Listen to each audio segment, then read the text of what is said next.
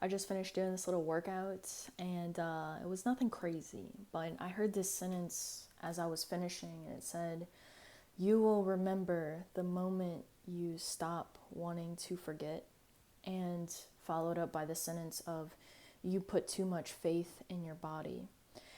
And I wanted to share something powerful that I've been doing recently, that I did years ago, but I kind of, you forget how much things are helpful to you until you fall off those habits, and then you remember by pain later. It's kind of remember like I forgot how hot the stove was until I touched it again and it singed me. But anyway, like get up real close to the mirror. They call it like mirror work, but you go real up close to the mirror. And it's like the trippiest thing. But if you stare into your eyes long enough, and also if you try to look directly, not using so human vision like goes to a focal point, specific focal point, and of course we all are humans. However, this is like a psychedelic experience almost without doing psychedelics. But what you do is you take your eyes and you just look straight. You try to look straight into each individual eye, and you will see your face kind of like distort and contort, and it's like the weirdest thing. But if you've ever done psychedelics and looked in the mirror, that's also the trippiest, craziest thing ever, where you are in front, but it's like you are definitely not your body. And I think that it's very helpful. Like, I think using the mirror is so helpful because it helps us to become aware of ourselves. Because like Alan Watts says, he's like, you can't bite your own teeth. It's like trying to bite your own teeth when you are going throughout your day and you can never see yourself. And even when we do see ourselves, like through a video or through the mirror, we don't see ourselves accurately, which we are spiritual creatures. And then the body, like I'm looking at your skin, trillions and trillions of cells, trillions. We do not see ourselves accurately. And going back to that quote, you will remember the moment you stop wanting to forget. Also, one of the things that I was thinking about a lot in the last day or so was that being afraid, in that quote, the moment you stop wanting to forget is also the moment you stop wanting to push your pain away, push the feelings of the guilt and the shame and the resentment and the anger. If we, like Joe Hudson is one of the best examples, and I suggest you go look up his work because he does one-on-one coaching online. And when he's coaching his people, me personally, like I pick up on people's feelings and emotions very intensely, and when he's in the coaching session with them, I will feel the same emotions that person is feeling. And what it allows for me to do, and he always talks about this, is once you feel that emotion, you transform it. It transforms into something else. But we can't transform something that we keep pushing away. And a lot of the times, like, again, you will remember the moment you stop wanting to forget. We don't even realize what we're pushing away and trying not to feel until we meet certain life experiences, loss of a job, loss of a relationship, like a spiritual awakening, when everything stops feeling like it's okay. Like it's okay, it's fine until it isn't, it was fine until it wasn't, right? Like I'm having a good time and things start to feel not in alignment with who we are. We look around and we're like, whoa, how did I get here? All these little micro decisions get me to where I'm at now in the spiral, and the process of unspiraling and awakening and getting back into alignment.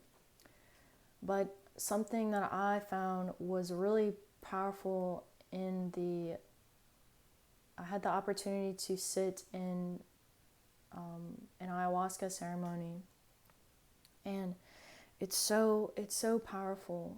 It brings up like all these emotions. And I remember like one of the things, and I made a video recently about how when I came home from college, I was yelling at my family. The road to hell is paved with good intentions. I came home and I was trying to change all my family, trying to change their habits and their ways.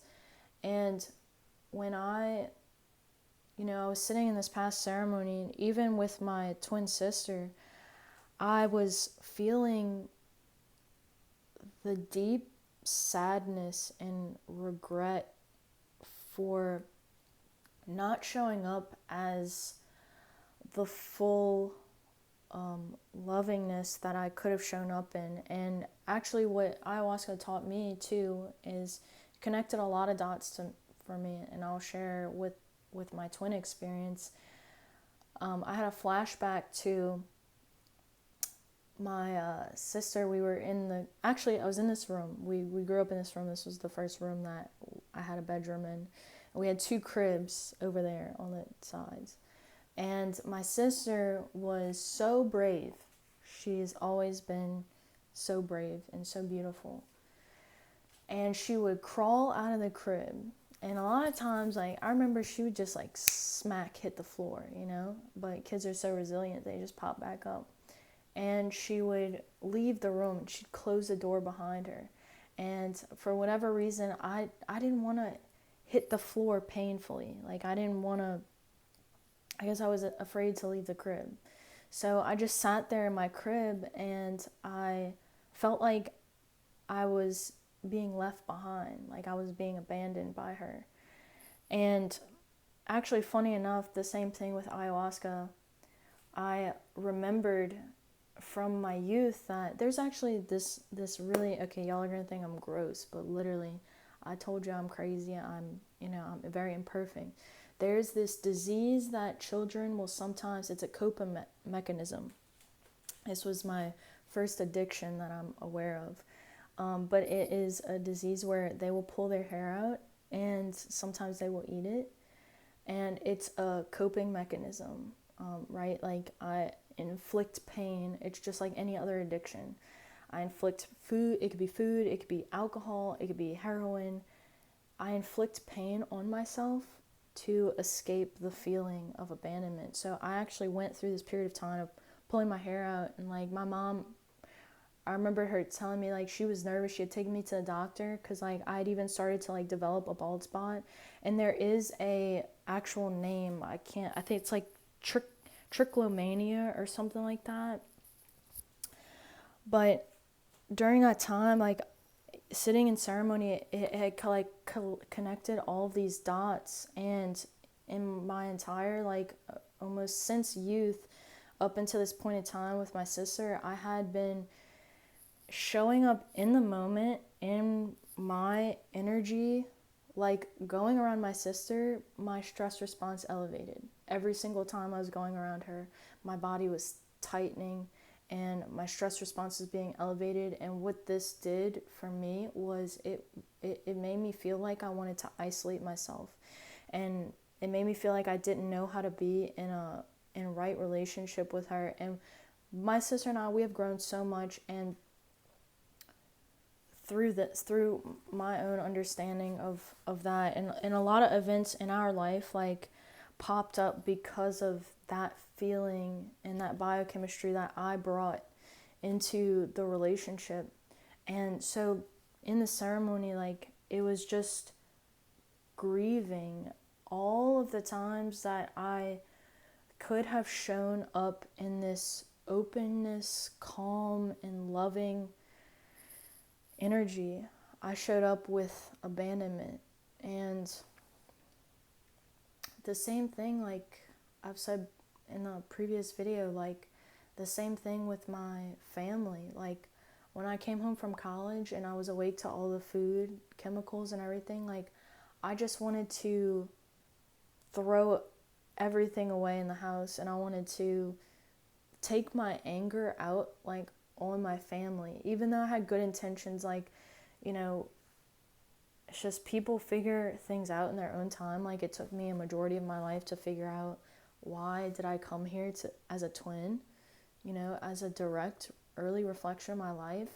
And I actually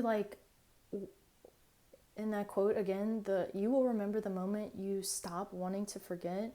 I'd forgotten that I did this little coping mechanism when I was a child. I had forgotten it. And like they say, we will forget our traumas until certain moments, people, life circumstances, everything brings up this memory stored in the subconscious that we are not wanting to feel and to face. And when I was at LSU, I went to LSU for college, and I was in this nighttime psychology class, and they actually had brought up that disease. I had not remembered that I did this when I was younger. It was not in my memory. And as soon as they brought that disease up, I was like, oh my God, I did this. And it brought up this, like, it brought up shame. It brought up shame and guilt and like disgust for myself because I did that. Like, that's disgusting, you know. It brought up self-judgment, which was beautiful. It's beautiful as long as you don't push it away, if you just allow yourself to feel it. Like, the younger version of me, that version who couldn't talk and didn't know how to deal with my feelings and all the things that I felt when I was younger, like, I've always been a sensitive being and always felt everything so deeply. And so what the ceremony has taught me is to sit with the feeling and then have compassion for myself. And it's still such an experience. Like I said before, you can have these amazing plant medicine experiences, but I've seen it that people still get back into their same lives, their same habits and patterns. And when I realized that I was showing up in this way around my own twin sister, who I love, the person that I love most in the world, we push the people we love away the most because we take them for granted and that they'll always be there. And that's why a lot of relationships end, because we don't appreciate what we have until it's gone. And a lot of that is in the biochemistry as well, blood sugar and just in general health. We don't appreciate what we have until it's gone. And it was such a work in progress for me to integrate that. And I'm still learning to integrate that, to not show up in that, and like how I've been showing up my entire life. Like, how can I be more loving, and just like relationships or work, like I still feel myself falling back into those patterns of wanting to forget and wanting to push away those emotions when things happen. And it's a pattern that, like, it not only stems from my, that was my relationship with myself, just feeling abandoned in general. And then that was how not only it manifested in my twin relationship, but it manifests in every relationship that I had. So it was it's a matter of constantly trying to remember that, like, I actually never could ever be abandoned. There is an energy around us that we're connected to, the quantum field. In religion they call it God, but there is this warm blanketed presence that is constantly with us. We could not be abandoned if we tried to be abandoned. And so that's been my journey with, like, codependency, addiction. I struggled with food when I was in, high school, college. I struggled with food. Insulin resistance hit me like a brick wall. And I struggled with that for a long time. I struggled with my body giving me symptoms and me trying to suppress that and ignore that. And now I'm just doing the best that I can. I'm here to share some of my experience with you guys. Insulin resistance, the physical is not separate from the spiritual. I think that we have resistance that shows up in our life beforehand, and then the body is like, hey, you really got to change things up. You really got to do things differently. So what I was saying with you put too much faith in your body is go up to the mirror. Get so close to it. Go look into your own eyes. And it's just a practice of witnessing yourself. And they say that eyes are a portal to the soul. And our eyes, cool enough. Okay, I was born with cataracts. I don't know if you can see them. Yeah, you can, I think. Yeah, the white dots in the middle of my pupil. So eyes are really fascinating to me. And the eyes are just, they're part of the central nervous system. They are an extension from the brain. So you can actually, like, when people walk into like the eye doctors and stuff, you can tell a lot about somebody's health by the whites of their eyes, the color, if there's rings around their eyes, if they have dry eyes. You can tell a lot about what's going on in the central nervous system. And, you know, more importantly, talking about insulin resistance, talking about health, and all of this, every single thing is just remembering. You will remember the moment you stop wanting to forget that we are always in the right place at the right time. Like, health is based on our knowing. Our blood sugar is based on our belief.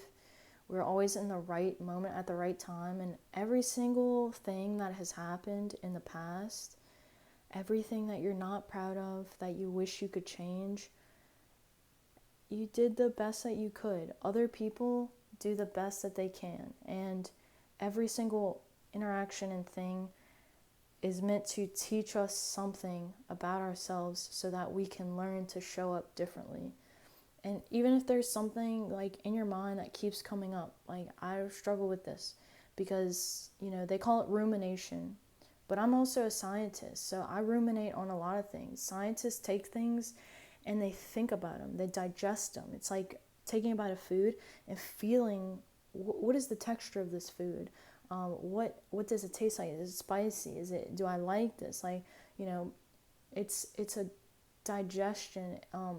I think rumination is healthy because if you go to the opposite end of what it means to ruminate, you look at Alzheimer's dementia, which is a complete forgetting, a complete untetheredness to being grounded in the body and what it means to be human, which is to have the capacity to reflect and to remember and to digest and see things. So I see rumination as a positive thing. If you keep having things come up into your experience, things that you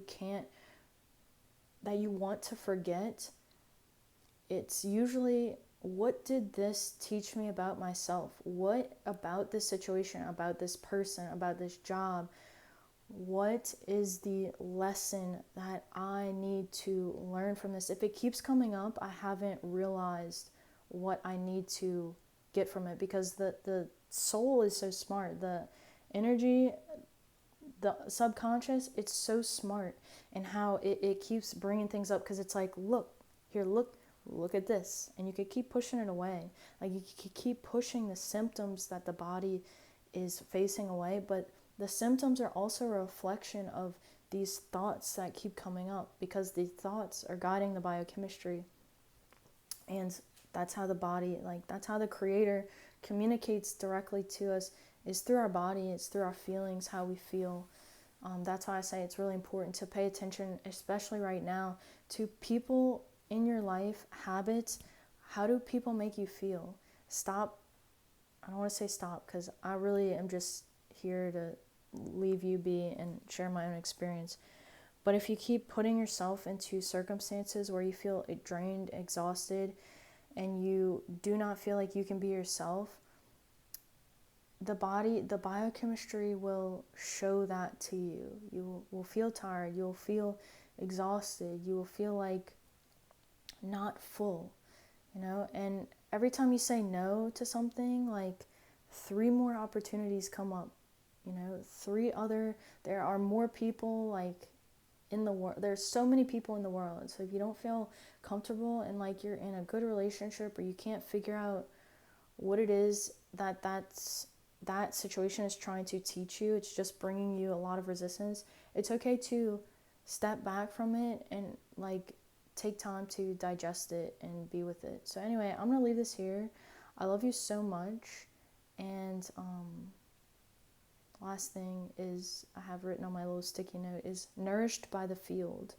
Nourished by the field. And that is, like, again, going back to that, you can never be abandoned, you can never be left alone. Like, we all have these magnetic fields around us, and those minerals that we eat minerals, sodium, potassium, magnesium, calcium, they have charges on it, and the charges hydrate the cell. And we work with those charges and that hydration of the cell by just remembering that we're in the right place at the right time always. You know, if we never feel like we're in the right place, we get caught in that speed racer frequency. We get caught up in dehydration and tension and stress, which is hell on earth instead of heaven on earth. So remember, that's why we eat. We don't eat for calories. We eat for these minerals and these nutrients to nourish the body. And there's always a magnetic field that surrounds us, an energy, a presence. And you can be nourished by this presence if you just allow yourself to relax, and you will remember the moment that you stop trying to forget. So anyway, I love you so much. I hope you got value from this, and I will catch you later. Good luck.